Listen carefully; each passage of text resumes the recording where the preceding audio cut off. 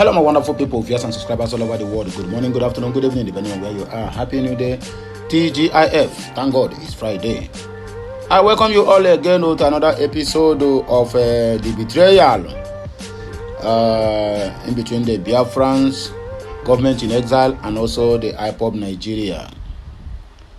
If you people can remember, prior to all this shenanigan that is happening about the 2nd December declaration of the Biafra Republic, there was a video I made where the so-called IPOB Nigeria, the DOS, Imam Powerless and the rest of them, where they are bragging that they must surely bring Kpai and the BG government to their knees if they don't. In fact, they said if the IPOB Nigeria did not get Biafra, that no any other person will ever venture to do that. That anybody who arose, they will bring that person down.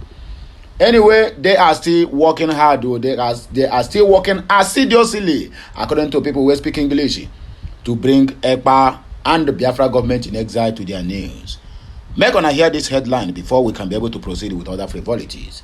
Simon Kpai is a betrayer possessed by evil and fueled by hubris. This is IPOB Nigeria giving this kind of report. What do you think that the international community will think concerning we the Biafrans? Sometimes it seems like we are the architect of our own problems, because I want to know one. Owo kenunu no je gwa nkenu n'ime ohia na ngugwo azu or ngugwo ogere no na ngiga. Now still these people will still go to the international community and write petition against Simon Kpai and every other person who arose simply because the person is spoiling business for them. Simply because the person does not allow them to siphon the commonwealth of the people by taxing them here and there for their own personal gain and their own personal interests. According to the message someone posted on Simon Ekpa's X handle, they say the reason why Imam Powerless and the rest of China Sangworo and the rest fighting Simon Kpai and BG government is because they are sending containers before from Europe with the money they collected, or rather they siphoned from Biafrans.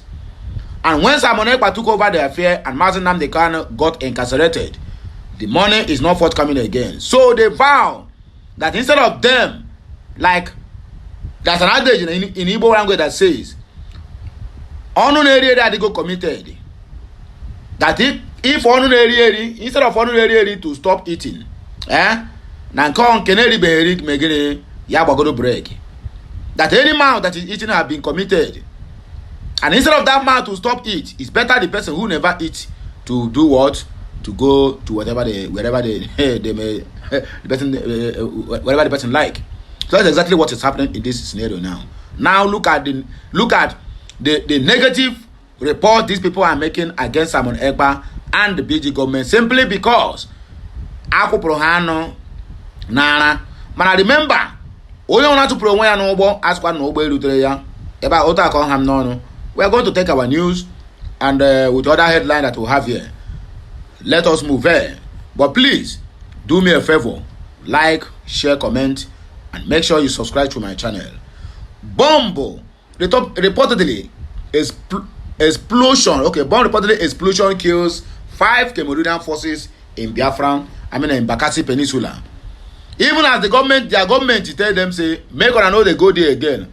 Government of Nigeria is pushing the Cameroonian forces to be attacking the Biafrans in Idabato and other areas in Bakassi Peninsula. Now they don't go there now collect water. Moving forward, number of out of school children in FCT annoying. Make una see waiting nonsense we get the talk. Now FCT, where be governor of FCT, say number of out of school children is annoying, but he is busy building bridges and commissioning Aboro Park. Government of Aboroism. Breaking news: newly elected Hamas leader Yahya Sinwar killed in Gaza by Israeli soldiers. My people, we are hitting the ground running. We have no time to waste. Mazi Nnamdi Kanu, the visionary leader of the indigenous people of Biafra, IPOB, once warned Simon Kpai not to allow the devil to take control of his actions. Today, We are witnessing the consequences of Kpai's disregard for that warning. Possessed by an evil spirit, his betrayal of the Biafran struggle has reached unimaginable depths. But when did this possession take hold? It was the very moment he believed he could do all things without the guidance of the Directorate of State. Onasiam, the body entrusted by Nnamdi Kanu to steer the ship of IPOB. Onasiam, simply because Simon Ekpa does not agree to belong to that court called DOS, they are lambasting him. If not for Simon Ekpa, since Mazi Nnamdi Kanu was incarcerated, the whole Southeast would have been invaded and be taken over. If not, what this guy is doing, he might be right, he might be wrong. I am not entirely supporting his modus operandi, but let us call a spade a spade. If not the noise and what Simon Ekpa is doing before Nigerians, the zoos, their leaders, their terrorist soldiers, and international at large, Biafra land would have been captured by the Fulanis. But look at what DOS are telling us here.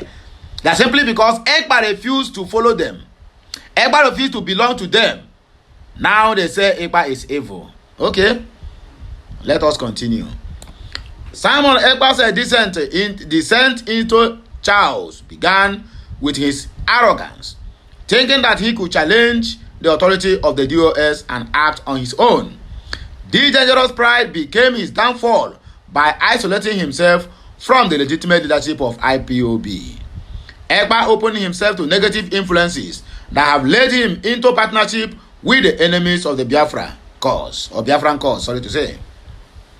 His actions no longer reflect the values of IPOB, but instead serve the interests of the Zoogeria government, which seeks to discredit Mazi Nnamdi Kanu and paint IPOB as a violent and extremist group.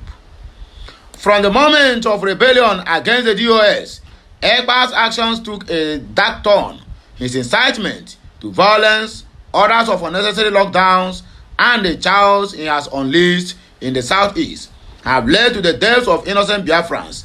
These atrocities committed by him and his followers are being blamed on IPOB.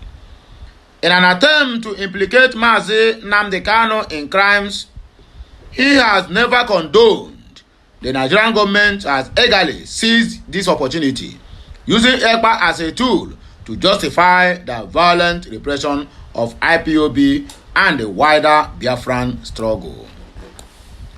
One cannot help but ask, does Simon Ekpa even have the spirit of humanity within him? What kind of evil spirit possesses him, driving him to betray his own people?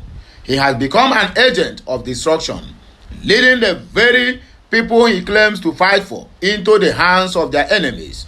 His betrayal of Mazi Nnamdi Kanu and the entire Biafra movement is unforgivable. Ekpa's willingness to kill, incite and destroy in the name of freedom shows that he no longer fights for Biafra but for something far darker, according to DOS. His collaboration with the Nigerian government is now obvious to all. Every violent action initiated by Ekpa and his followers is quickly attributed to IPOB.